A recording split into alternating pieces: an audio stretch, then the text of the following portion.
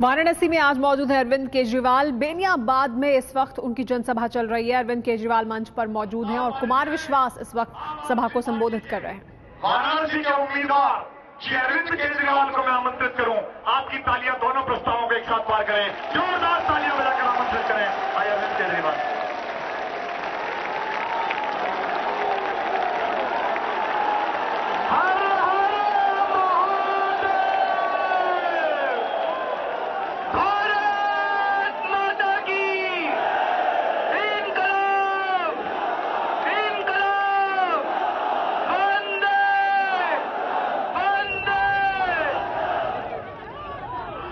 आपको बता दें कि प्रस्ताव भी रख दिया है साथ ही अरविंद केजरीवाल को बुलाते वक्त कि वो उम्मीदवार होंगे वाराणसी से नरेंद्र मोदी के खिलाफ, और उसका स्वागत भी लोगों से करवा लिया है। लोगों से कहा, लोगों ने तालियां बजाकर इस प्रस्ताव का स्वागत भी किया। माताओं, बुजुर्गों और जो ऊपर छत के ऊपर खड़े हैं उन लोगों को भी नमस्कार। दोस्तों, अभी जब आ रहे थे तो कुछ लोगों ने, कुछ चंद लोगों ने, 10-12 लोग रहे होंगे, उन लोगों ने हम लोगों को काले झंडे दिखाए और हमारे ऊपर काली स्याही फेंकी। दोस्तों, बनारस की तो यह संस्कृति नहीं है, बनारस के लोगों की तो यह संस्कृति नहीं है। इसका मतलब ये लोग कौन हैं? ये बाहर से आए हुए लोग नजर आते हैं, ये बाहर से भाड़े पे लाए हुए लोग नजर आते हैं दोस्तों। लेकिन मैं ये सोच रहा था, मैं गुजरात गया तो नरेंद्र मोदी जी के लोगों ने वहां पे हमें जगह जगह काले झंडे दिखाए, 4 बार हमारे ऊपर हमला किया, हमारी गाड़ी के शीशे तोड़ दिए। बताओ, हमने कोई भ्रष्टाचार किया था? हमने क्या गलत काम किया था? मैं यहां पे आया तो मोदी जी के भाड़े के लोगों ने फिर से हमें काले झंडे दिखाए, हमारे ऊपर काली स्याही फेंकी। कुमार अमेठी में राहुल गांधी जी को चुनौती देने के लिए गए तो वहां पे इनके साथियों की बुरी तरह से पिटाई की गई, इनके शीशे तोड़ दिए गए। मैं ये सोच रहा था कि आज तक क्या भाजपा वालों ने सोनिया गांधी को काले झंडे दिखाए थे? क्या भाजपा वालों ने राहुल गांधी को काले झंडे दिखाए थे? क्या भाजपा वालों ने कपिल सिब्बल को काले झंडे दिखाए थे? क्या भाजपा वालों ने सलमान खुर्शीद को काले झंडे दिखाए थे? क्या कांग्रेस वालों ने मोदी को कभी काले झंडे दिखाए थे? क्या कांग्रेस वालों ने नितिन गडकरी को कभी काले झंडे दिखाए थे? क्या कांग्रेस वालों ने येडियुरप्पा को कभी काले झंडे दिखाए थे?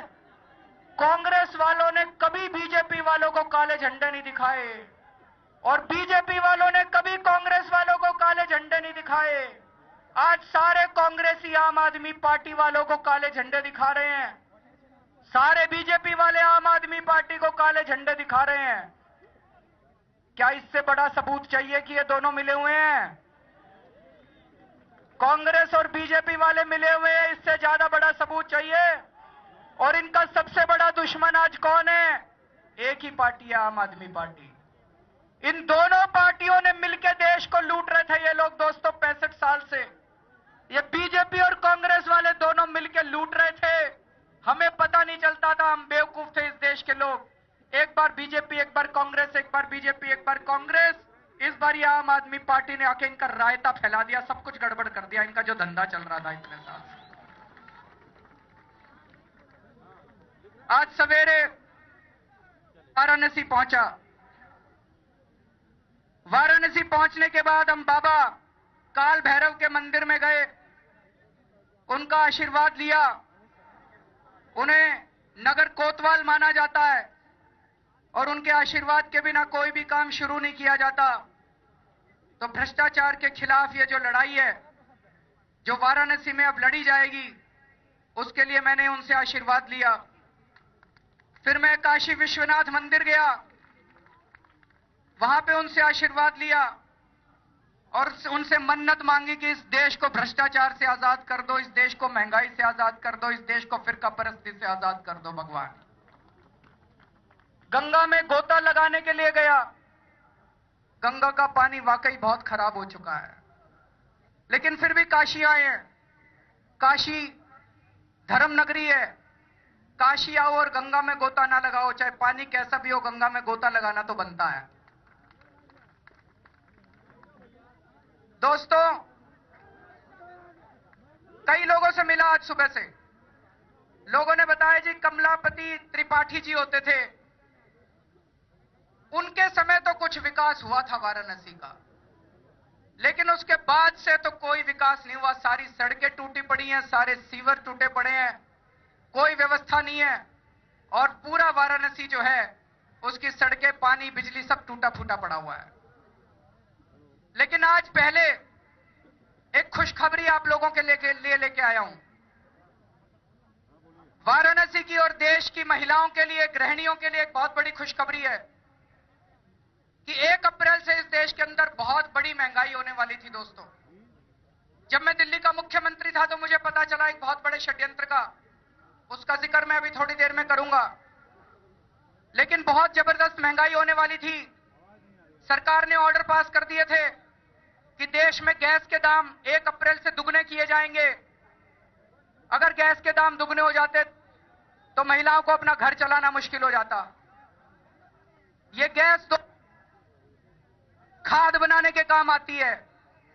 अगर ये गैस महंगी हो जाती, दुगनी हो जाती, तो खाद के दाम भी दुगने हो जाते, और अगर खाद के दाम दुगने हो जाते तो सारे खाने पीने की वस्तुओं के दाम दुगने हो जाते। दाल महंगी हो जाती, चावल महंगे हो जाते, गेहूं महंगी हो जाती, फल महंगे हो जाते, सब्जियां महंगी हो जाती। इसी गैस से बिजली भी बनती है, बिजली के दाम भी दुगने हो जाते दोस्तों। लेकिन आम आदमी पार्टी इसके खिलाफ, मुकेश अंबानी के खिलाफ और ये बीजेपी कांग्रेस के साथ जो षड्यंत्र चल रहा था, इसके खिलाफ संघर्ष करती रही है। और मुझे कहने में खुशी हो रही है कि हमने इलेक्शन कमीशन से निवेदन किया कि अभी चुनाव का टाइम है, मुकेश अंबानी को फायदा पहुंचाने के लिए ये बीजेपी और कांग्रेस वालों ने ऑर्डर पास कर दिया 1 अप्रैल से इस ऑर्डर को लागू ना होने दिया जाए। और इलेक्शन कमीशन ने हमारी दलील मान ली है, और ये जो 1 अप्रैल से गैस के दाम दुगने होने वाले थे, ये 2 महीने के लिए टाल दिए गए हैं। लेकिन अगर 2 महीने में आपने सरकार चुन ली तो फिर महंगाई के लिए अपने आप को कोसना, फिर भगवान को मत कोसना। उसके बाद इस षड्यंत्र के बारे में मैं भी थोड़ी देर के अंदर बताऊंगा। सबसे पहले मैं इस पे चर्चा करना चाहता हूं कि मैं यहां क्यों आया,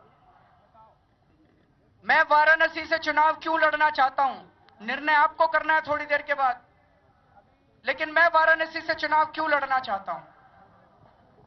मुझे सांसद बनने का कोई शौक नहीं है दोस्तों, मुझे एमपी बनने का कोई शौक नहीं है। एमपी बनने का शौक होता तो कोई सेफ सीट ढूंढ लेता। सारे नेता सेफ सीट ढूंढ रहे हैं अपने लिए, जहां से जीतने की उम्मीद होती है वहां से ढूंढते हैं। मैं वहां जाके लड़ता हूं जहां पे किसी को हराने के लिए लड़ा जाता है, जहां पे इस देश को लूटने वालों को हराने के लिए लड़ा जाता है।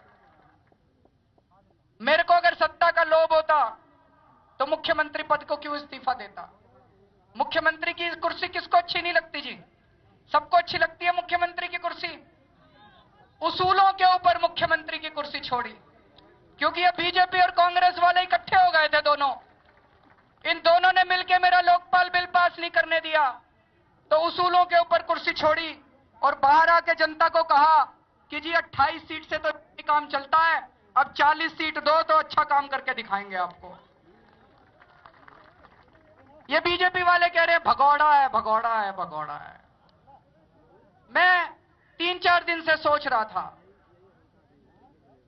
देश के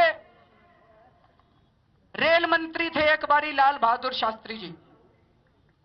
ट्रेन का एक्सीडेंट हो गया एक, और उन्होंने इस्तीफा दे दिया। ये तो भगवान का शुक्र है उस टाइम बीजेपी पैदा नहीं हुई थी, नहीं तो कहते लाल बहादुर शास्त्री भगौड़ा है, भगौड़ा है, भगौड़ा है। भगवान राम हुए, उनकी माता जी कैकई ने उनको 14 वर्ष का वनवास दे दिया। भगवान राम के साथ तो सारी जनता थी। अगर वो कह देते मैं तो नहीं जाता, क्या कर लेती माता कैकेयी? लेकिन उन्होंने माता कैकेयी की बात मानी और 14 वर्ष के लिए वनवास चले गए। ये बीजेपी वाले होते तो कहते भगोड़ा है, भगोड़ा है, भगोड़ा है, भगोड़ा है।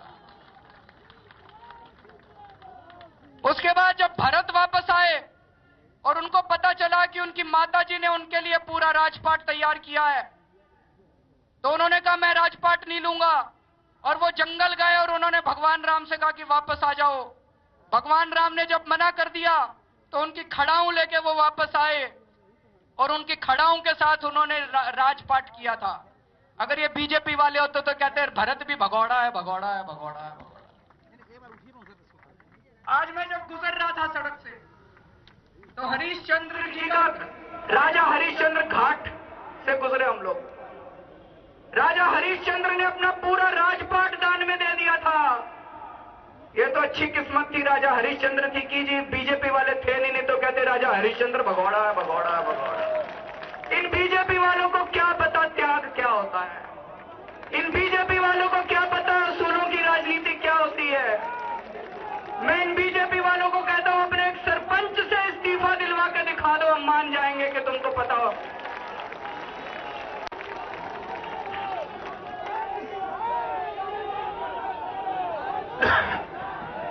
दोस्तों, तो मैं यहां पे सांसद बनने के लिए नहीं आया। सबसे पहले मैं ये चर्चा करना चाहता हूं कि मैं यहां पे क्यों आया हूं। पिछले 10 साल के अंदर यूपीए ने, कांग्रेस की सरकार ने देश को इतना लूट लिया, इतना लूट लिया, इतना लूट लिया। 200 साल तक अंग्रेजों ने हमारे ऊपर राज करा। अंग्रेज हमारे ऊपर, हमारे को लूटते थे और सारा पैसा लंदन ले जाया करते थे। लेकिन मेरे को लगता है 10 साल के अंदर डॉक्टर मनमोहन सिंह जी और सोनिया गांधी जी की सरकार ने जितना इस देश को लूटा है और जितना पैसा ये स्विस बैंकों में लेके गए हैं, उतना पैसा तो शायद अंग्रेज भी लंदन नहीं लेके गए थे 200 साल के अंदर। पूरे देश के अंदर कांग्रेस के खिलाफ जबरदस्त रोष है दोस्तों। जहां जाता हूं जनता यही कहती है कि इस बार तो कांग्रेस को हराना है और पूरा परिवार लगा हुआ है इनका, चाहे रॉबर्ट वाड्रा हो, चाहे दामाद हो, चाहे बेटा हो, बेटी हो, सारे लगे हुए हैं। तो जनता मन बना चुकी है कि इस बार कांग्रेस को हराना है। फिर किसको लाओगे? तो 1 साल से इस देश के अंदर एक बहुत बड़ा राजनीतिक षड्यंत्र चल रहा है। 1 साल से इस देश के अंदर कुछ मीडिया वाले मोदी जी के साथ मिलकर ये प्रचार कर रहे हैं कि मोदी जी बहुत बड़े विकास पुरुष हैं। मोदी जी ने गुजरात में बड़ा विकास किया।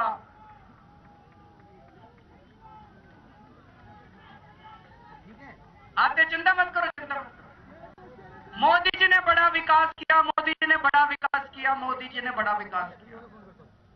और यह प्रचार किया जा रहा है कि अगर देश के प्रधानमंत्री बन गए मोदी जी तो देश में उतना ही विकास करेंगे जितना गुजरात में विकास किया था। कल मैं एक टीवी में प्रोग्राम देख रहा था, उसमें भी एक स्टूडेंट से पूछा तो स्टूडेंट कहता है जी एक मौका तो मिलना चाहिए नरेंद्र मोदी जी को। कल मैं ट्रेन में जब आ रहा था मैंने एक बंदे से पूछा, वो कहता है जी मोदी जी ने बड़ा विकास किया। मैंने कहा क्या विकास किया? तो बेचारे को कुछ पता ही नहीं था। फिर मैंने कहा कैसे पता चला? गुजरात गए थे? बोला ना जी गुजरात तो कभी नहीं गया। मैंने कहा कैसे पता चला? कहता मीडिया से पता चला। तो जड़ मीडिया है, इस मीडिया ने फैला रखा है मोदी जी ने बड़ा विकास किया, मोदी जी ने बड़ा विकास किया। मैं अभी टीवी चैनल में एक देख रहा था थोड़े दिन पहले, एक किसान से पूछा, उत्तर प्रदेश का किसान था, उससे पूछा कि भाई किसको वोट दोगे? तो वो बोला जी नरेंद्र मोदी जी को। क्यों वोट दोगे? कहता है जी नरेंद्र मोदी जी किसानों के मसीहा हैं। दोस्तों, इस देश के मीडिया ने, मीडिया के कुछ लोगों ने इस देश के साथ बहुत बड़ी गद्दारी करी है। झूठ बोला है पिछले 1 साल से, झूठ बोल बोल के प्रचार किया है पिछले 1 साल से कि नरेंद्र मोदी जी विकास पुरुष है, नरेंद्र मोदी जी विकास पुरुष है। मैं गया गुजरात, उसके बाद मैंने सोचा, मैं दिल्ली का मुख्यमंत्री था, इस्तीफा देने के बाद मैंने सोचा भाई अगर गुजरात में इतना विकास हुआ है तो मुझे भी जाके देखना चाहिए वहां पे, मुझे भी सीखना चाहिए, क्योंकि अब दिल्ली में दोबारा चुनाव होंगे और दिल्ली में हमारी 50 सीट आने वाली हैं। 50 सीट आएंगी तो दिल्ली के दोबारा मुख्यमंत्री बनेंगे, दोबारा दिल्ली में सरकार बनाएंगे, तो फिर हम भी सीख के आते हैं मोदी जी से। मैं इसलिए गया वहां पे गुजरात के 26 जिलों के अंदर हमारी टीम गई दोस्तों, और जो कुछ हम लोगों ने देखा वो सच आज मैं वाराणसी के लोगों को बताने के लिए आया हूं, आपके सामने वो सच बताने के लिए आया हूं। और अगर मैं कोई झूठ बोल रहा हूं तो मीडिया वाले भी मेरे को बता दे कि आप झूठ बोल रहे हो। दोस्तों, अगर मोदी जी वाकई विकास पुरुष होते, मेरे सामने देश जरूरी है, पार्टी जरूरी नहीं है। कोई भी पार्टी का आदमी हो, अगर अच्छा काम कर रहा है मैं उसको जाके ज्वाइन कर लूंगा, उसके साथ खड़ा हो जाऊंगा। अगर मोदी जी वाकई विकास पुरुष होते मैं उनके साथ खड़ा हो जाता, उनका समर्थन करता। अगर मोदी जी सामान्य नेता होते तब भी मैं उनका विरोध नहीं करता। लेकिन जो चीजें मैंने देखी उसके बाद उनका विरोध करना बहुत जरूरी हो गया है, क्योंकि वो भी वही काम कर रहे हैं जो अभी पिछले 10 साल से सोनिया गांधी, मनमोहन सिंह और राहुल गांधी इस देश के अंदर कर रहे हैं। वो सच मैं आज आप लोगों के सामने प्रस्तुत करने के लिए आया हूं।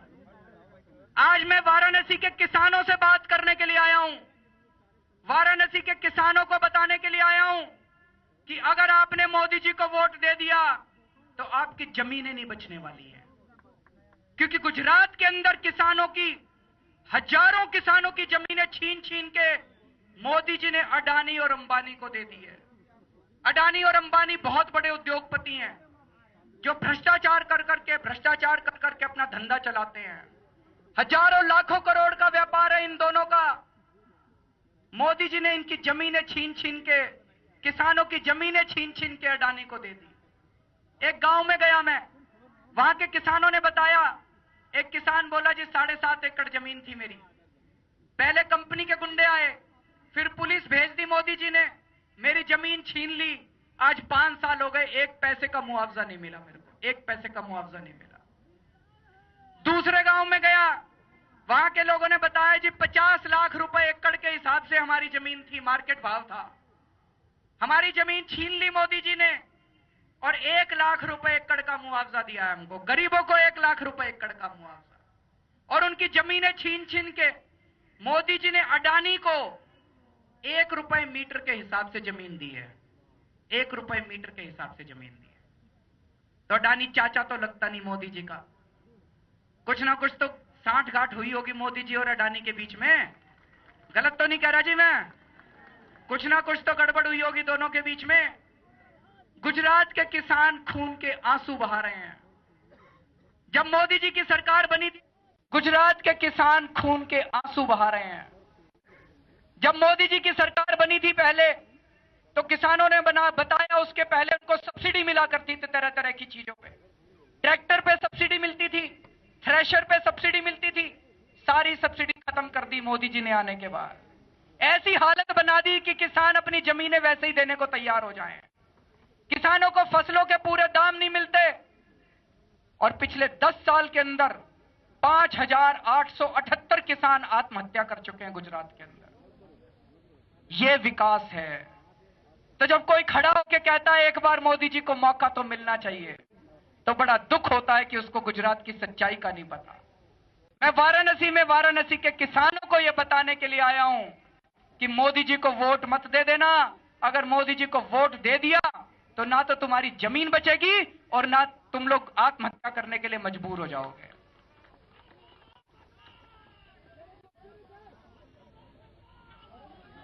दोस्तों, मैं वाराणसी के व्यापारियों से बात करने के लिए आया हूं। वाराणसी के और देश भर के व्यापारियों ने देश में आंदोलन छेड़ा था कि किराना के अंदर एफडीआई नहीं आनी चाहिए, किराना के अंदर फॉरेन इन्वेस्टमेंट नहीं आनी चाहिए। बीजेपी वाले कहते हैं कि हम किराना में एफडीआई नहीं आने देंगे। लेकिन दोस्तों, अभी फिलहाल कुछ दिन पहले मोदी जी ने अपने स्वर बदल लिए। अभी कुछ दिन पहले मोदी जी जब दिल्ली आए थे तो उनसे पूछा गया कि मोदी जी क्या आप किराना में एफडीआई लाने के पक्ष में हैं? तो मोदी जी का जवाब था कि हमारे देश के व्यापारी इंटरनेशनल कंपटीशन से घबराते क्यों हैं? तो दोस्तों, मोदी जी मन बना चुके हैं कि अगर मोदी जी की सरकार बनी तो इस देश के अंदर वॉलमार्ट भी आएगा। अगर इस मोदी जी की सरकार बनी तो इस देश के अंदर वो सारे फॉरेन इन्वेस्टमेंट आएगा किराना के अंदर। मैं इंटरनेट पे देख रहा था, थाईलैंड के अंदर 15% व्यापारियों का धंधा बंद हो गया था। मलेशिया के अंदर सरकार को कदम उठाने पड़े थे क्योंकि इतने सारे व्यापारियों का धंधा बंद हो गया था। इंडोनेशिया के अंदर तो दंगे फैल गए थे क्योंकि जब फॉरेन इन्वेस्टमेंट आई थी तो वहां पे कई सारे व्यापारियों का धंधा बंद हो गया था। तो अभी तो चुनाव भी पूरे नहीं हुए और चुनाव के पहले ही मोदी जी की कुछ ना कुछ सांठगांठ हो गई है इन लोगों के साथ। कांग्रेस भी एफडीआई ला रही है, मोदी जी भी एफडीआई ला रहे हैं, तो फिर दोनों में फर्क क्या है? कांग्रेस और बीजेपी वाले तो एक ही है, कांग्रेस और मोदी जी तो एक ही है। मैं वाराणसी के उद्योगपतियों से बात करने के लिए आया हूं, मैं वाराणसी के बुनकरों से बात करने के लिए आया हूं, मैं वाराणसी के बनारसी साड़ी बनाने वालों के साथ बात करने के लिए आया हूं कि पिछले 10 साल के अंदर मोदी जी के गुजरात में 60,000 लघु उद्योग बंद हो गए हैं। 60,000 small scale and medium scale industries बंद हो गई हैं पिछले 10 साल में। ये मैं नहीं कह रहा, ये गुजरात सरकार खुद अपने आंकड़ों में कह रही है। तो अगर मोदी जी को आपने वोट दे दिया तो वाराणसी के अंदर बुनकर नहीं बचने वाले। अगर आपने मोदी जी को वोट दे दिया तो वाराणसी के अंदर उद्योगपति नहीं बचने वाले, छोटे छोटे।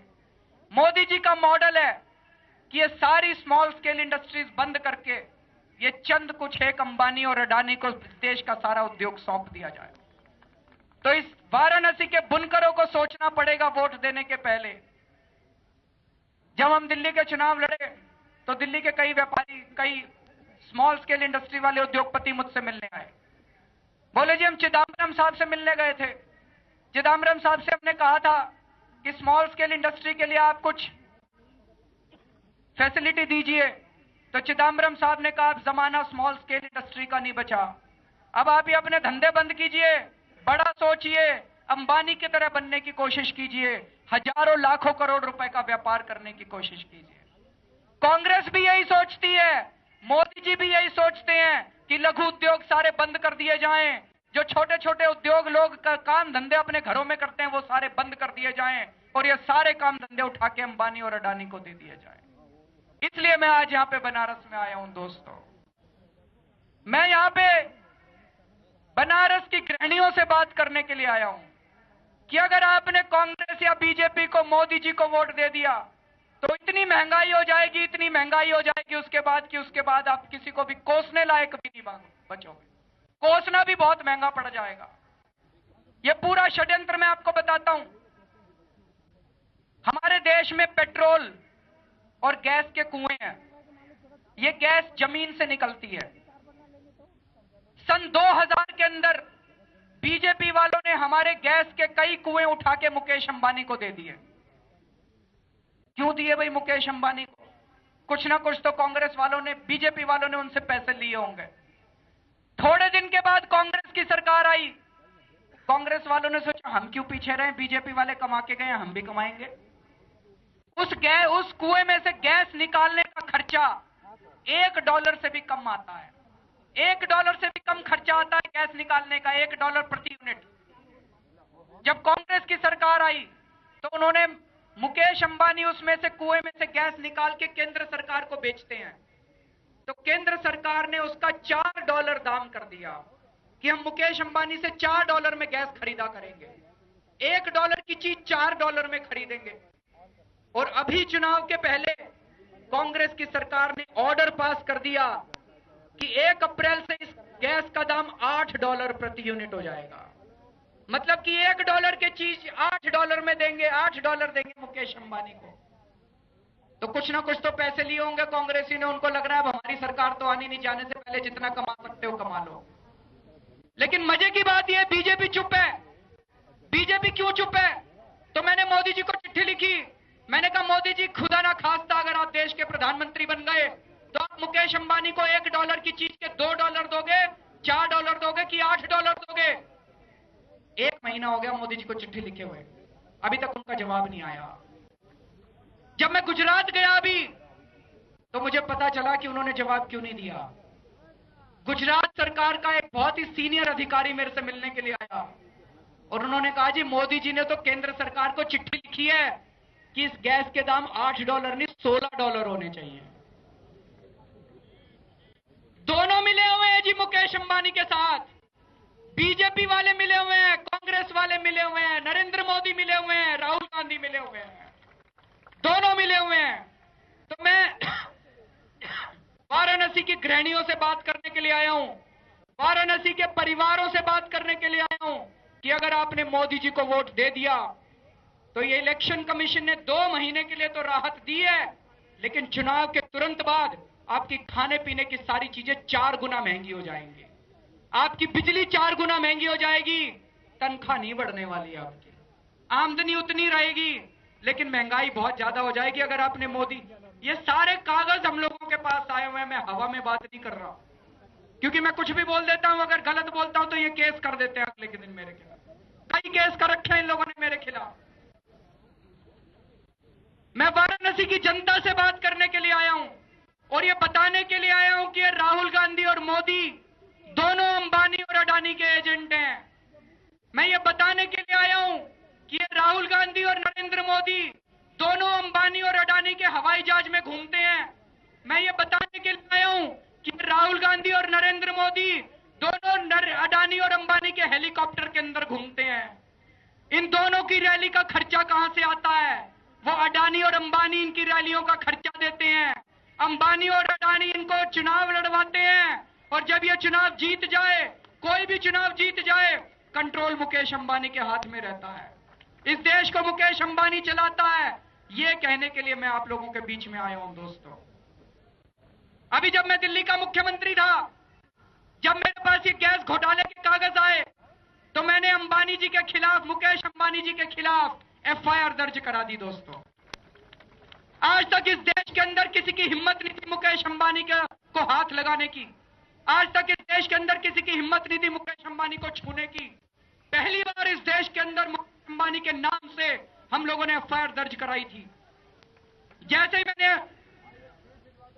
मैंने एफआईआर दर्ज कराई, दोनों बीजेपी और कांग्रेस वाले खड़े हो गए। दोनों ने कहा कि मुकेश अंबानी के खिलाफ एफआईआर नहीं हो सकती, मुकेश अंबानी के खिलाफ एफआईआर नहीं हो सकती। दोनों ने कहा कि मुकेश अंबानी के खिलाफ एफआईआर दर्ज कराना संविधान के खिलाफ है, संविधान के खिलाफ है। मुकेश अंबानी ने अन्याय ना हो गया, संविधान हो गया देश का। तो दोनों मिले हुए मुकेश अंबानी के खिलाफ के साथ। और दोस्तों, नरेंद्र मोदी जी कहते हैं पूरी दुनिया के अंदर जाके पूरे देश को कि अगर मैं प्रधानमंत्री बन गया तो बाहर से काला पैसा वापस लेके आऊंगा देश के अंदर। दोस्तों, मेरे पास मुकेश अंबानी और अनिल अंबानी के स्विस बैंक का अकाउंट नंबर है। वो अकाउंट नंबर मैंने लिख के भेजा मोदी जी को। मैंने कहा जी मुकेश अंबानी का और अनिल अंबानी का अकाउंट नंबर है। मैं आज भी साथ लेके आया हूं दोनों का अकाउंट नंबर। ये मीडिया वाले थोड़ी देर के लिए ऑफ कर ले, नहीं तो आपको मुकेश अंबानी जी लीगल नोटिस भेज देंगे। थोड़ी देर के लिए ऑफ कर लो।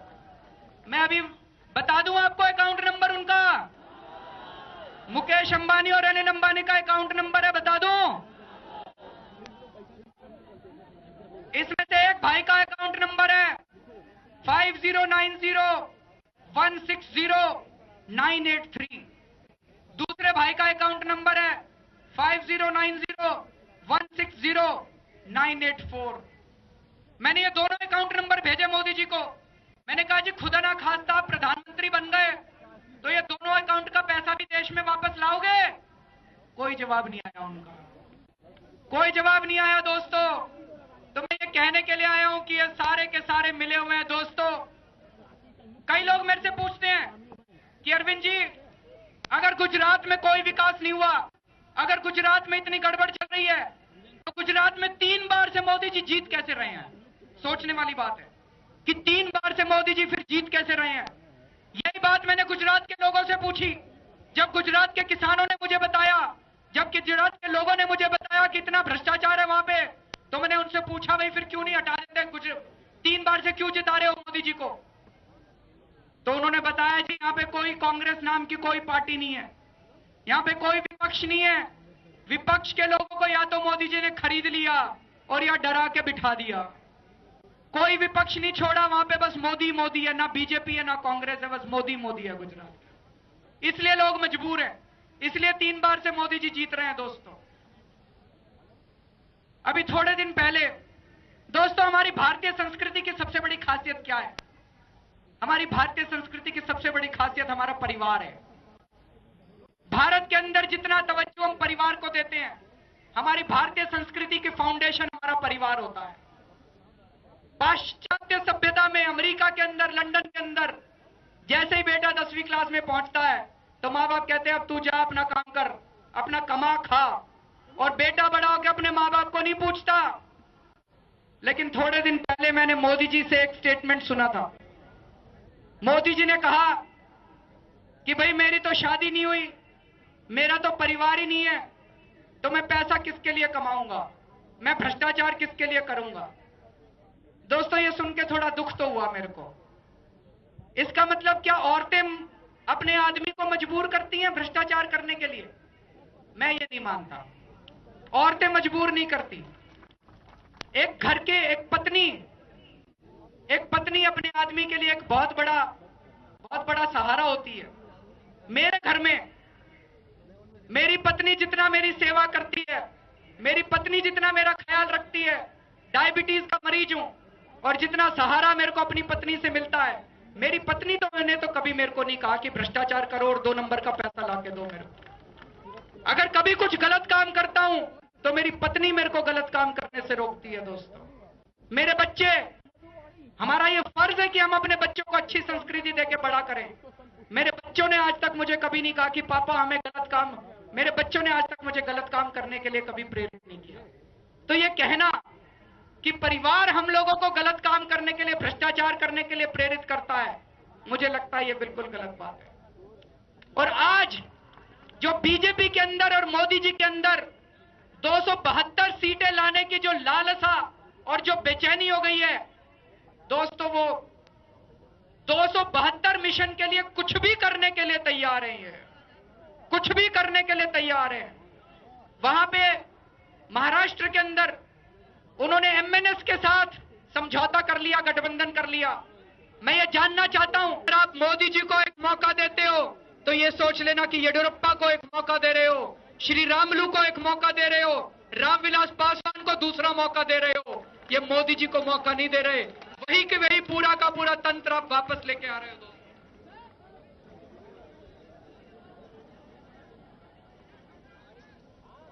दोस्तों, मैं केवल ये कहना चाहता हूं कि ये राजनीति अपने को बंद करनी पड़ेगी।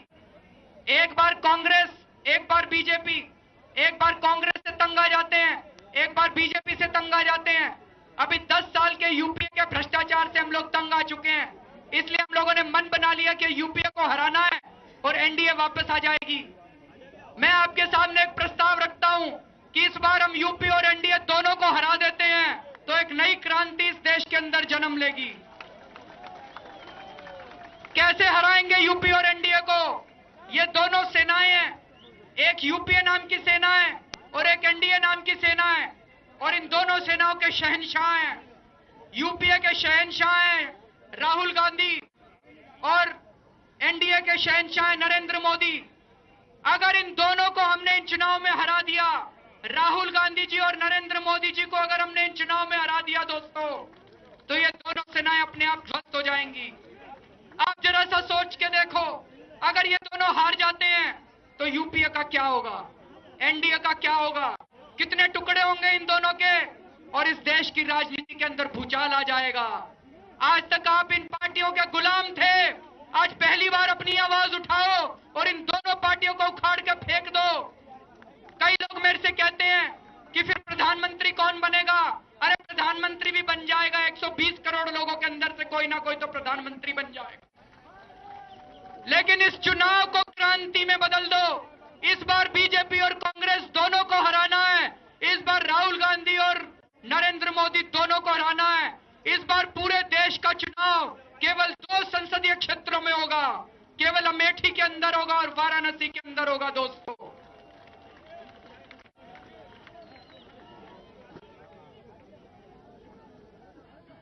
मन कहता है अगर आपने इन दोनों को हरा दिया तो 1 साल के अंदर दोबारा चुनाव होंगे, और 1 साल के अंदर जब दोबारा चुनाव होंगे उसके अंदर ईमानदार लोग चुने जाएंगे और ईमानदार लोग संसद में जाके बैठेंगे और उसके बाद आपकी 5 साल तक सरकार चलेगी।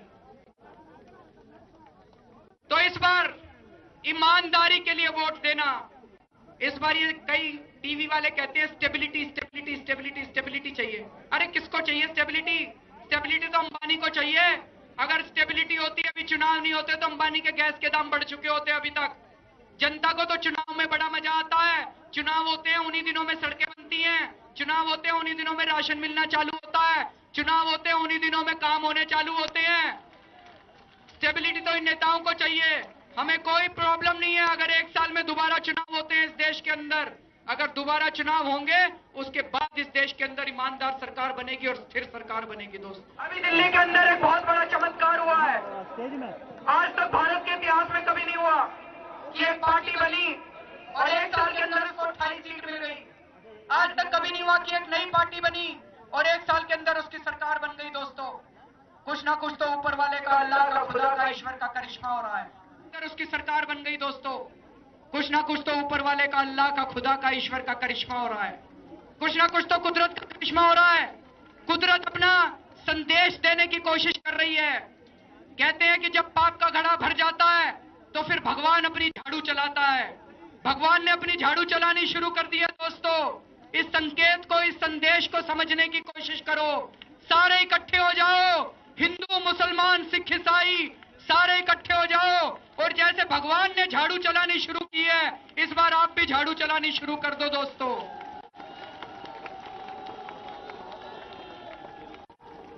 अब मैं आपसे पूछना चाहता हूं, क्या मुझे वाराणसी से नरेंद्र मोदी जी के खिलाफ चुनाव लड़ना चाहिए? क्या मुझे वाराणसी से नरेंद्र मोदी जी के खिलाफ चुनाव लड़ना चाहिए?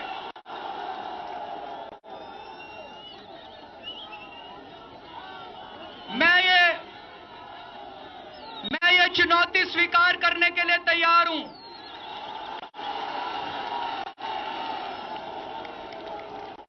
लेकिन मेरे पास पैसा नहीं है। जैसे मदन मोहन मालवीय ने एक एक रुपया इकट्ठा करके